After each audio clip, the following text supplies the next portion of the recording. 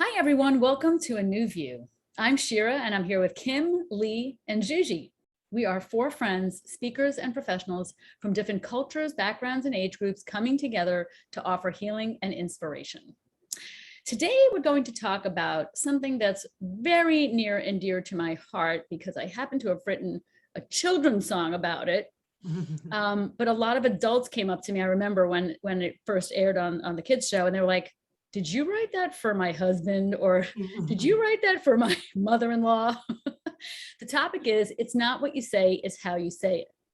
So it's really all about the tone of our voice and those kinds of things. So who wants to start us off?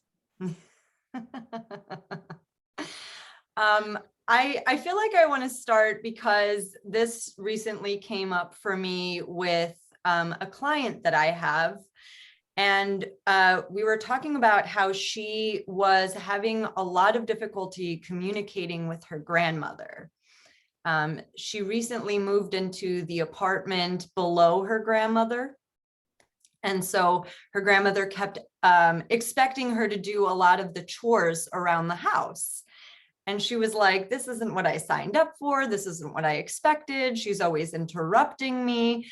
And, you know, when people come as clients to me, they're like, how do I change the other person?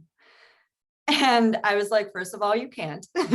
So it's not just about like changing your attitude towards what's happening, but also how you change your communication. Because if you're constantly like huffing and like, oh, fine, I guess I'll do that thing. Of course, it's not going to feel good for the other person receiving it. Of course, it's not going to feel like you're respecting them, like you honor them. And so, you know, now it's to work through like, how can you get to a place where you feel neutral about it? You understand where your grandmother is coming from and lovingly be able to say to her, you know, Grandma, I'm really sorry, but I have something that I have to take care of before I take care of this, but I will get to it as soon as I can, without the eye roll, without the like, you know, even your body language in that situation can be kind of like, I don't know. Off-putting? Off-putting is a good word, yes. But also just like annoyed. You know, and that doesn't feel good for anyone. It doesn't feel good for you, I'm sure, but it also doesn't feel good for the person receiving it. Yeah, so that's a case where I guess there's an expectation from the grandmother, and then, you know, how to respond to that and how to be around that. And hopefully if you respond with, I'll get to it later, I'm busy right now, hopefully you will get to it so this doesn't keep coming up.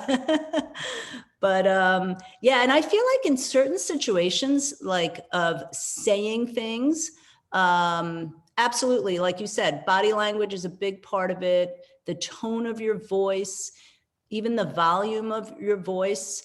And in some situations, things are better left unsaid rather than said in any which way.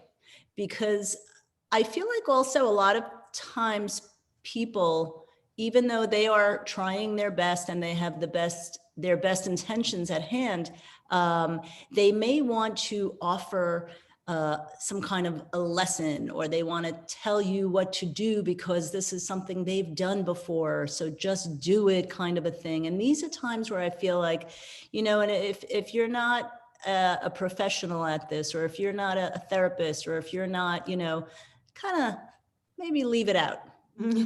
You know, maybe stop right there. I think that's so importantly, you know, I think the pause button is such a great feature when we talk to people, especially when we're feeling like, oh God, they're saying this again, or, you know, if we say things in the same way, it's like a bad rerun. You know, you just keep doing, it's like you just keep on autopilot. You just, because what we're talking about today is not just like a one-off, you know, someone asked you, we're talking about like, this keeps happening, you know, so how do I keep my composure? How do I just press the pause button? I think one of the things that's helped me a lot is learning how to slow my speech down, which which in turn helps you slow down your thinking, which in turn helps you to process what's actually going on, because nothing changes if nothing changes. So if someone's like irritating you and you just immediately bark at them, like, where do you think that's going to go? Of course, it's going to go down the rabbit hole. So, you know, just putting that pause button on and using also something called the sandwich method, which my mother taught me when I was very little. And I'm like, oh, I'm hungry. What's that about? Tell me more about the sandwich.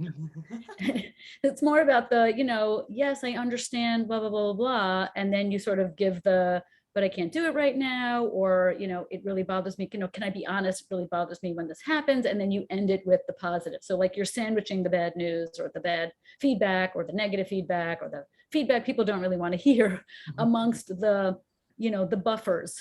And I think it's just a really, like Lee was saying, it's a skill. Like these are not things like when we talk about this in our episode, it's not like you're going to go off into the daisy field and go, oh, I got this now. No, it's going to be awkward and it's a process and you have to like really, you know, at first kind of pick and choose your words. But when you do that, it feels a lot more liberating to be in control of how you are delivering what you're saying to people.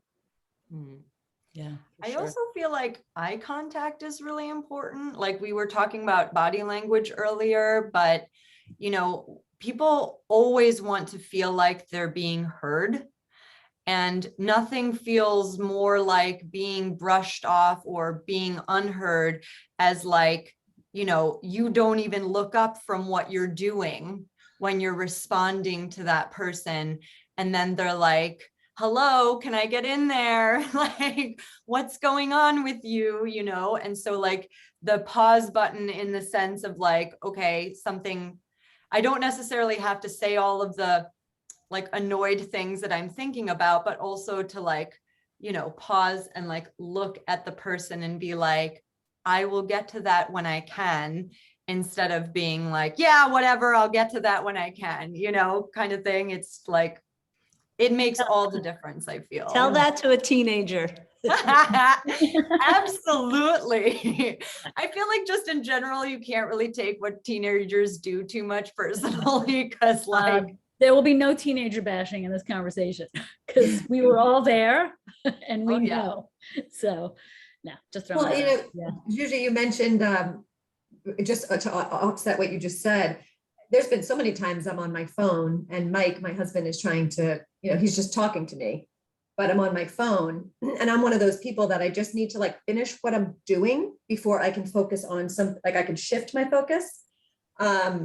And, you know, through arguing, we've learned to, well, we're still learning, we'll always be learning how to communicate a little better in that aspect of being able to say, as soon as you're done writing that text or whatever it is you're doing, can I have your attention? You know, like just like you said, Shira, the pause button.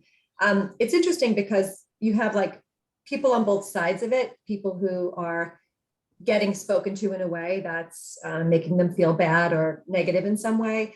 I've certainly been on that side. We all have a million times.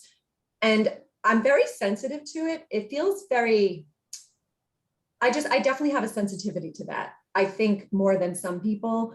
Like I'll look at my mom and I'll be a total bitch to her or say something really like not seriously, like not nice, or yell at her even sometimes if she's like frustrating me.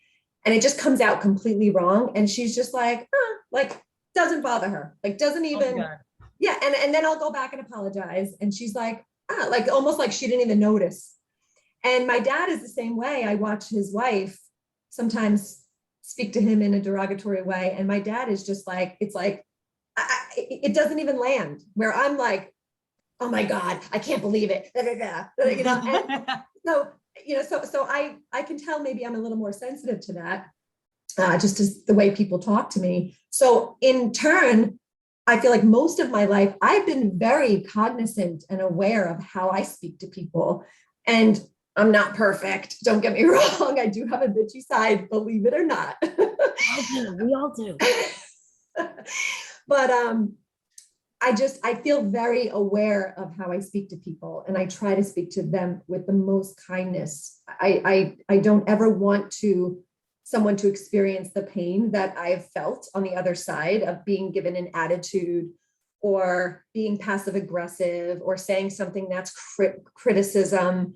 and it's in those small little things, oh, are we having that again for dinner? Or, it's like in those small moments that it just stings. And it's like, I could say that completely different. Let me give you a couple of examples. You know what I mean? So I just wanted to point out, it's something that if you recognize it, being on the receiving end, you can, obviously I pointed out to my husband all the time. I pointed out to my mom. I pointed out to my friends.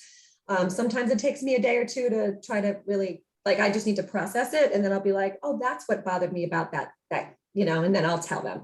But if you're on the end giving it, it's really, like you said, either hitting the pause button, being able to hit the pause button, not so easy.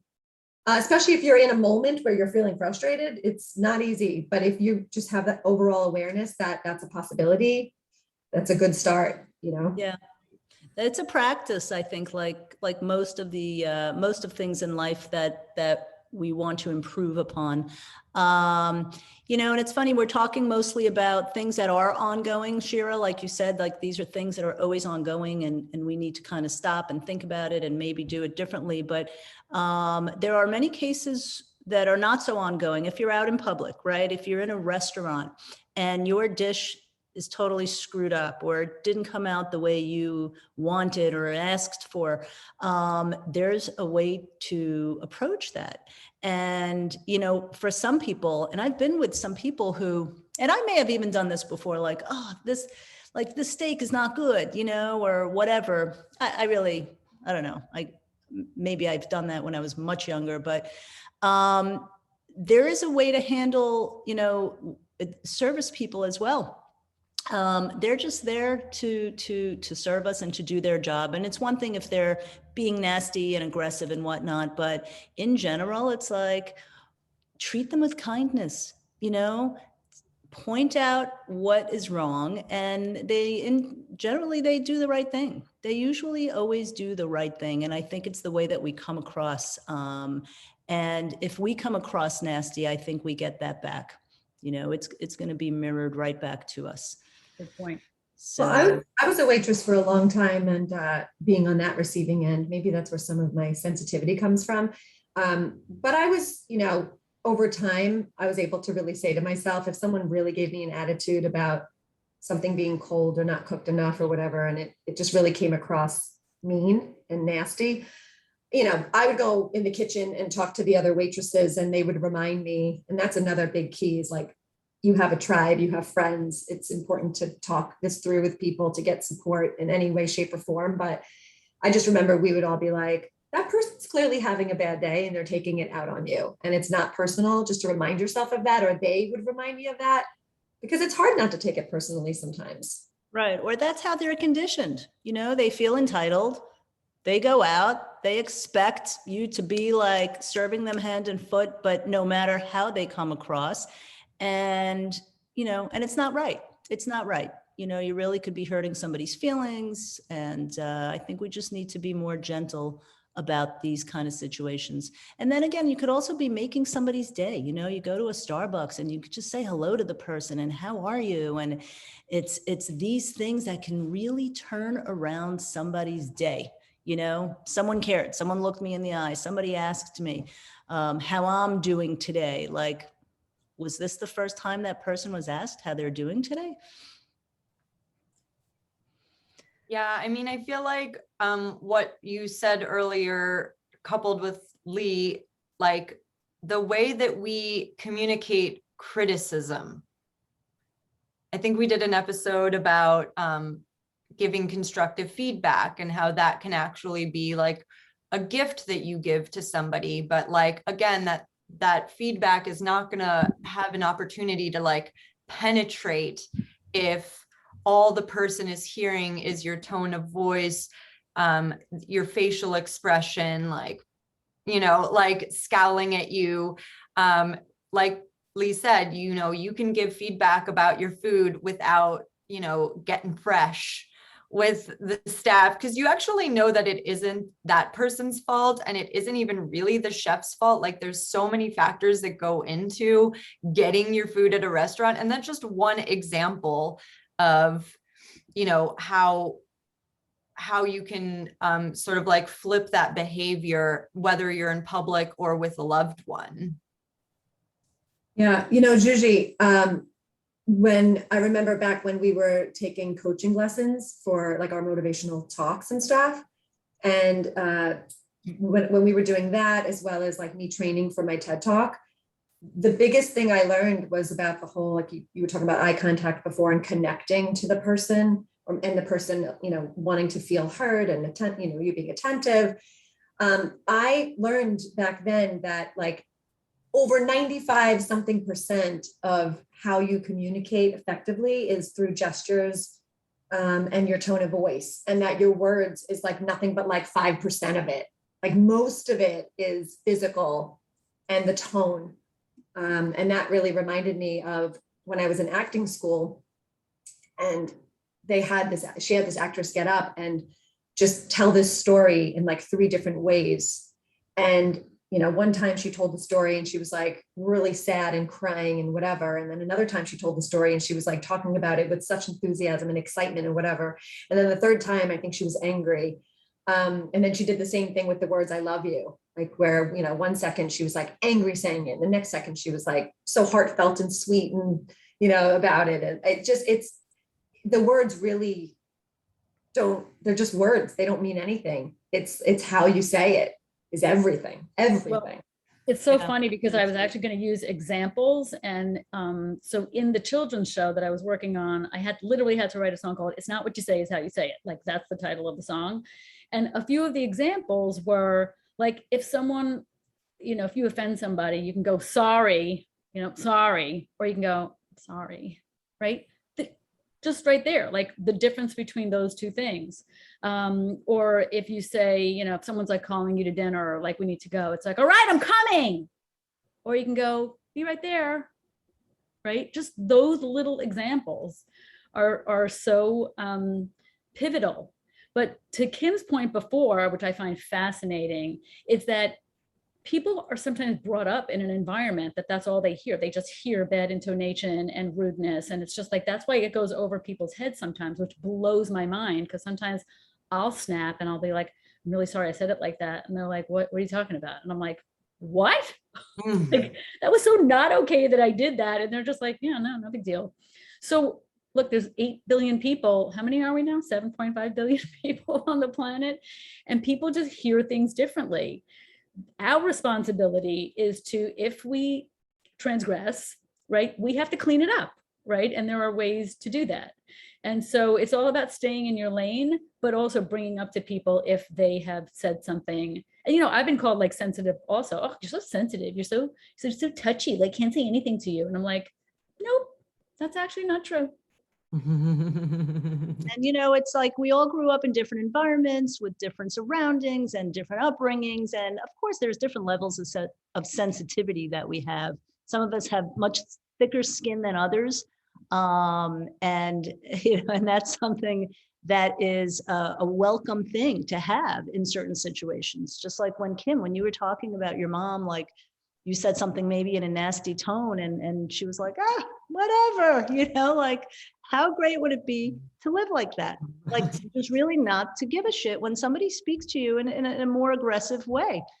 But I also wanted to add that aside from the way that we say things and aside from being present and having better body language and being kind, another element to all of this is not something that we can hear or see, but it's something that just we feel.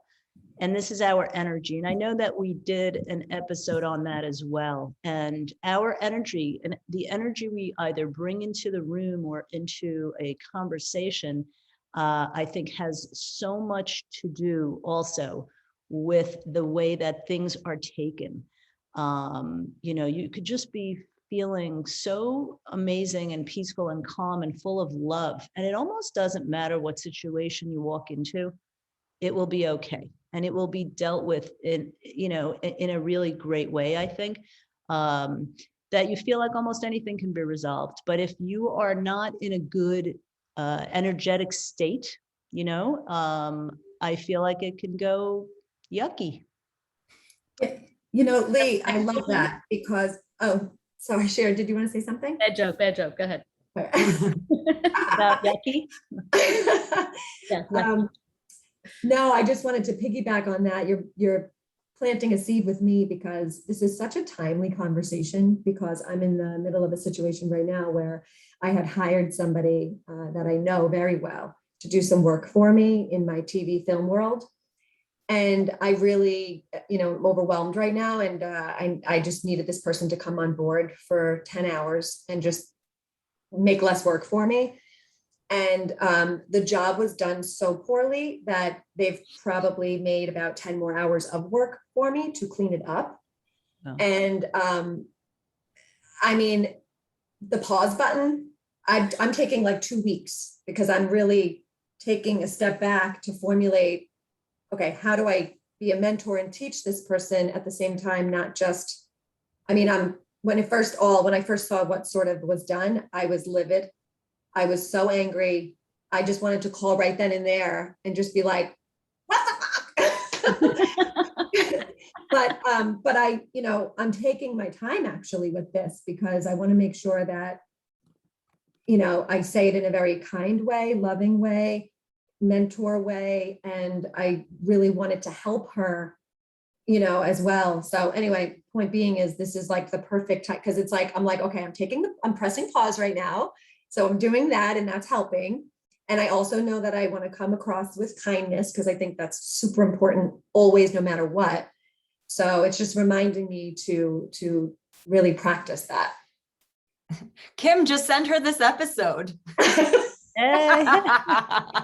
Oh, because then she'll know that it's her that Block out your face first. and change your, how they do that when the criminals are on, like in the witness protection program. We'll do a voiceover. We'll re-record it. Do you feel the energy right now? It's like what Lee said. It's like you have to, it's so true, Lee, about the energy, because I'm telling you, a week ago, that energy was like, That's like, not that this would work necessarily in your situation, but also sometimes diffusing things with humor is another very good technique in certain instances. But girls, I think this is a great place to wrap. We hope you enjoyed our conversation as much as we did. If you like our videos, please subscribe to our channel and be sure to let us know if you have any topic requests or questions by commenting below. We'll see you soon. Thank you for watching and stay safe, everyone.